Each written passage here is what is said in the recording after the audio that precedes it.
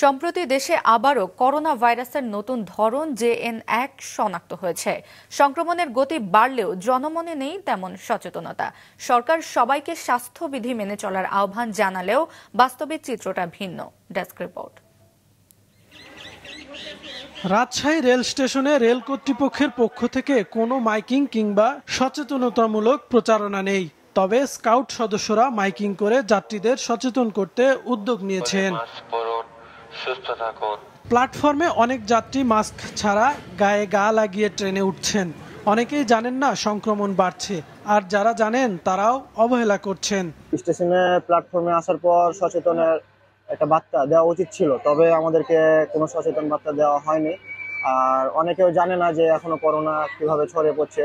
জীবন রক্ষার স্বার্থে তো মনে করেন প্রত্যেককেই মাস্ক ব্যবহার করা উচিত, কারণ আমি ভালো থাকলে সবাই ভালো থাকবে। চিকিৎসক ও জনস্বাস্থ্য বিশেষজ্ঞরা বলছেন যে JN1 ধরনটির সংক্রমণ ক্ষমতা বেশি, তবে রোগের তীব্রতা তুলনামূলক কম। তবে সচেতনতা না থাকলে এটি দ্রুত ছড়িয়ে বড় ঝুঁকি তৈরি করতে পারে।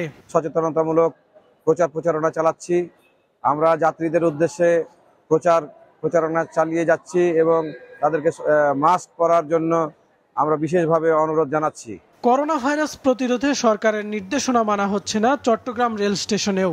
শুধু মাইকিং এর মাধ্যমে যাত্রীদের সতর্ক করছে কর্তৃপক্ষ।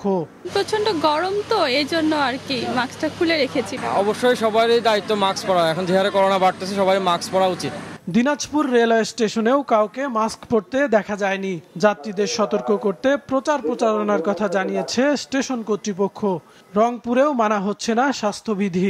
কেবল আপনার কাছ থেকে জানতে পারলাম যে করোনা ভাইরাস বৃদ্ধি পাচ্ছে আর মাস্ক পরতে হবে, এটা ব্যবহার করতে হবে। আমরা মাইকিং করতেছি বারবার করে এবং যাদেরকে উদ্বুদ্ধ করতেছি যারা আপনারা এটা মানে চলেন, এটা না মানলে ব্যাপক আকার ধারণ করবে, তখন আর কোনো কুল কিনারে পাবেন না।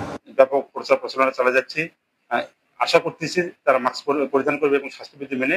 গাইবান্ধা রেলওয়ে স্টেশনেও যাত্রীদের মাস্ক পরতে দেখা যায়নি। অন্যদিকে যশোরের বেনাপোল বন্দর দিয়ে ভারত থেকে আসা যাত্রীদের করোনা পরীক্ষা জোরদার করেছে ইমিগ্রেশন কর্তৃপক্ষ। কাউসার আহমেদ, মাছরাঙা, নিউজ ডেস্ক।